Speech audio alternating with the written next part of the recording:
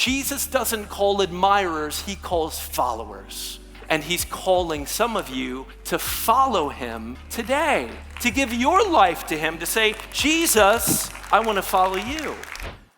You know, one of the universal realities of life is if you haven't yet experienced pain, if you haven't yet experienced disappointment in life, then you will. All of us have experienced it, it's just some of us are running from it because we don't want to experience it. There will come a point in your life where you look at the situation of your life and your face will be downcast because of where you find yourself, what's happening in your life. Sometimes those experiences are things that come from the outside. They're circumstances that just press in on us and we don't control them at all. For example, there's a man in our church, his family is from Venezuela, a Venezuelan family in our church, and about a month ago, he went to his immigration hearing. And as he left his immigration hearing, he was detained by ICE. They took him, they put him in jail. His wife got a call, and she's weeping, just trying to understand what is happening. They put him in a jail. He's been there for 3 weeks, and about a week ago, they transferred him to another detention center in Texas. And the family has no due process. They're wondering, is he going to end up in Venezuela, be deported to Venezuela, or is he going to end up in a prison in El Salvador? It's a terrifying experience for this family. This is one of the ways that some have experienced life and the circumstances of life being so disappointing and so painful that it can feel like I don't know what to do. Sometimes pain comes from within our lives. I was talking with someone last week who is new to Vineyard. He's been coming, he said, for about 8 weeks. And afterward, after church, he said, you know, I was someone who grew up around church a little bit, around faith, you know, people I knew, but I kind of as a young adult walked away from it for the last couple of decades, really haven't been in touch with God, following God. And he said, you know, I thought I was just a pretty capable person. I looked at my life, I'm like, I can do some things. And he did some things. He went out, he started a business, very successful. And, you know, he's pretty happy for a while. And then all of a sudden, his business hits a wall. And then he said about himself that I began to do things that I'd never thought I would do. Not me. He realized that he looked at himself and he hardly could recognize who he was anymore. You know, sometimes we experience pain from within, and it reminds me of the leadership guru, Stephen Covey. You know, so many of us that we work harder and harder to climb the ladder of success only to realize that it's leaning against the wrong building. And that's where many of us are, and we find ourselves disappointed and in pain because of that. You know, you're going to run into a point where you're deeply disappointed and in pain. You might have a child that you just find has a diagnosis, they're sick, and you can't fix the situation. You might have a long-term love that just breaks down. Maybe your long-term girlfriend or boyfriend, or maybe your marriage breaks and falls apart. Or maybe you're newly retired and you're looking at your savings and you say, man, I just didn't save enough. And I'm looking at what I did save, the stock market just dwindling away, and now you just feel disappointed. And you don't know what to do. Disappointment will come to us. And one of the things that disappointment does is it reveals our underlying beliefs and assumptions about who God is and who we want God to be. There were 3 groups of people, you could say, that were in the company of Jesus, around Jesus in his life and his ministry. The one group were his followers. So his followers were those who had given up everything to follow him. His disciples, the 12 and others, those were his followers. But then there were also others, some of them you could call admirers. There were many admirers. Admirers were those who would come to Jesus because Jesus did wonderful things. Jesus, he actually fed people miraculously. He healed people and touched people. And some people came to Jesus because he was brilliant. He said some not just interesting things, but brilliant things.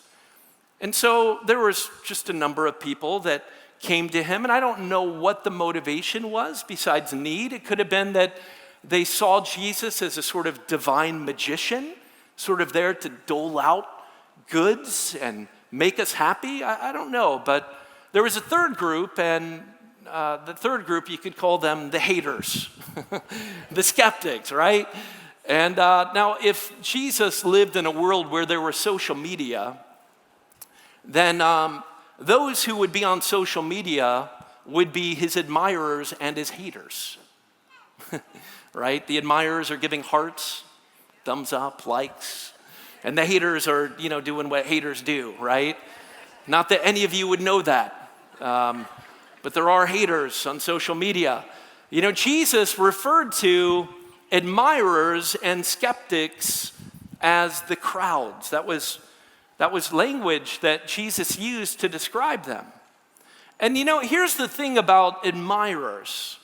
It's really easy to mistake an admirer for a true follower when life is going really well. You ever notice that? It's like, my life is good, everything's fine, the universe is coming toward me, feeling good, right? God's answering my prayers, I'm moving up in the world, life is happening for me. When that's happening, it's like, oh, cool, this is great.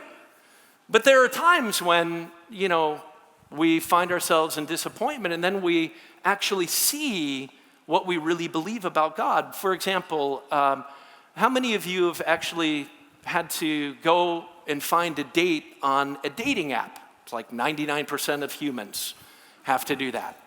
And so you're going through and you're finding a profile and you're looking and you're like, there's a guy that's good looking. Check. There's a guy who also has a job. Double check. Right? Here's a guy who also says, I'm a Christian. Triple check. Here's a guy who says, I love God. Quadruple check. We are in business, baby. You know what I'm saying? And you start chatting, and you go on a date, and you're like, this guy's pretty great. I like this guy. This is awesome. And then at the end of the date, he says, I've been wondering, when are you going to be ready to take this relationship to the next level, so to speak? I mean, it's Easter, friends, so I got to be careful with my words here, you know what I'm saying? When are you ready to take this relationship to the next level? Now, ladies, if you said something like, I thought you were a real follower of Jesus, guess what? You might find that you have an admirer on your hands and not a true follower. Because what happens with admirers when they get disappointed, when admirers get disappointed, we can become haters pretty quickly, can't we?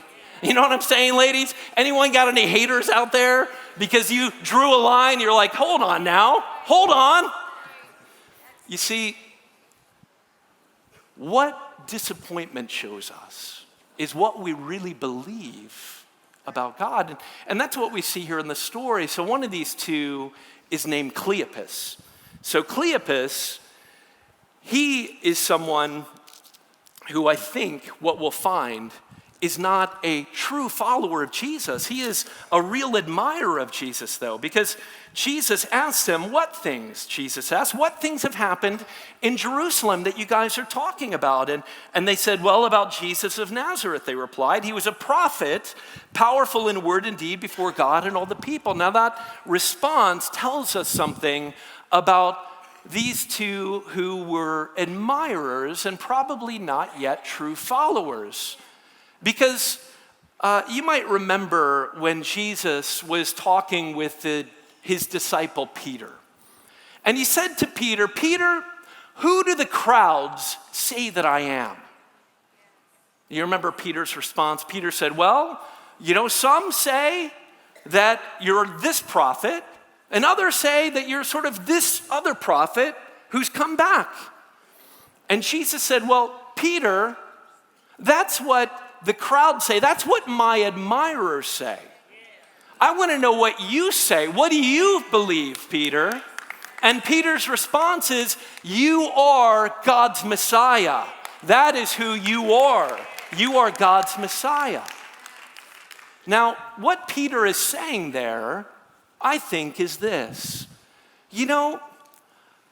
It's not enough to just be an admirer of Jesus.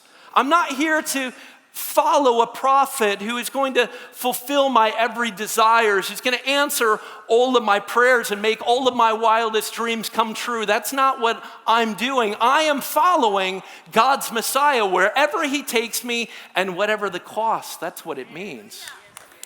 And the other thing about Cleopas here that's interesting is that Cleopas is there probably because of his wife. John tells us that on Good Friday there were 3 women who were at the foot of the cross. There was Mary, the mother of Jesus, there was Mary Magdalene, and then there was Mary, the wife of Clopas.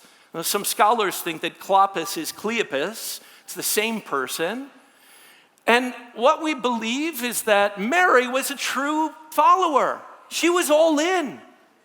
And Cleopas was there via, if you will. He knew someone who knew someone, right? And some of us are like that. We admire Jesus in what we know to be true followers. If you're someone who has a true follower in your life, then you have the utmost respect for that person. Maybe you had a grandmother in your life and you're like, she was legit. That woman prayed for me all the time. Maybe it was a mother, maybe a boyfriend or a girlfriend or a colleague at work. You know a true follower and you respect Jesus in them. And some of you are here because maybe they even brought you here today to celebrate Easter, and good on you for being here and for opening yourself to be an admirer of Jesus, because we all start as admirers. But listen, friends, Jesus doesn't call admirers, he calls followers. And he's calling some of you to follow him today, to give your life to him, to say, Jesus, I want to follow you.